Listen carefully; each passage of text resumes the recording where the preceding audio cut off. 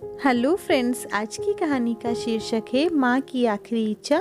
तो फ्रेंड्स, आज हम कहानी में ये बात करेंगे, अगर हम किसी के साथ बुरा करेंगे तो हमारे साथ भी वैसा ही होगा। तो चलो कहानी स्टार्ट करते हैं। तो यहाँ पर एक बार की बात है, एक बार एक बूढ़ी माँ को उसके बेटे ने एक वृद्ध आश्रम में ले जाकर छोड़ा। इस माँ का ये वही इकलौता बेटा था जिसके लिए इस माँ ने जीवन भर संघर्ष किया। इस बेटे के लिए वो सब कुछ किया जो एक माँ को करना चाहिए या एक माँ कर सकती है, और आज भी अपने बेटे को किसी तरह की परेशानी ना हो इसीलिए आश्रम में रहने के लिए भी तैयार हो गई। वृद्ध आश्रम में रह रही माँ हमेशा अपने बेटे को याद करती, मगर बेटा केवल साल में एक बार उसको मिलने जाता या फिर फ़ोन पे बात कर लेता। कई साल बीत गए। वृद्ध आश्रम से बेटे को एक दिन फ़ोन आया।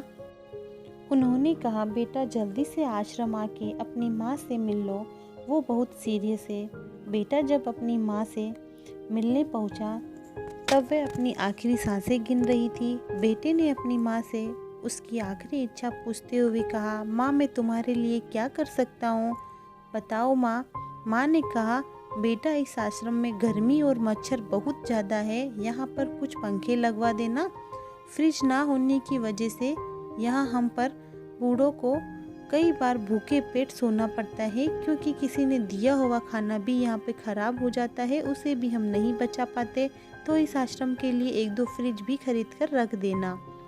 बेटे ने अपनी माँ की सारी बात सुनी और अपनी माँ से पूछा, आपने इतने साल यहाँ पर निकाल दिए पर आपने कभी ये बातें मुझसे नहीं कही, और आप जब अब आपके पास टाइम नहीं बचा तब आप ये सब क्यों कह रही हो, ऐसा क्यों माँ।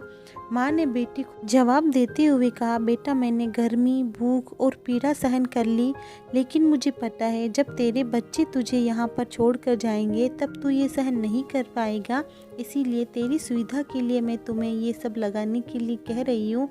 दोस्तों, माँ की ये आखिरी लाइन है, किसी भी बेटा बेटी की आंखें खोलने के लिए सक्षम है। इतिहास हमेशा अपने आप को दोहराता है। अगर आप चाहते हो कि आपके साथ अच्छा व्यवहार हो तो आपको भी दूसरों के साथ अच्छा व्यवहार करना पड़ेगा।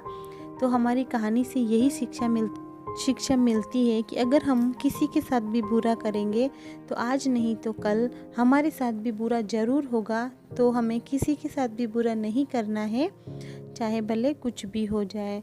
तो फ्रेंड्स, अगर आपको कहानी थोड़ी सी भी अच्छी लगी है तो प्लीज़ हमारी कहानी को लाइक करें और चैनल को सब्सक्राइब करना बिल्कुल ना भूलें। हम इसी तरह से आपके यहाँ पे कहानी लाते रहेंगे।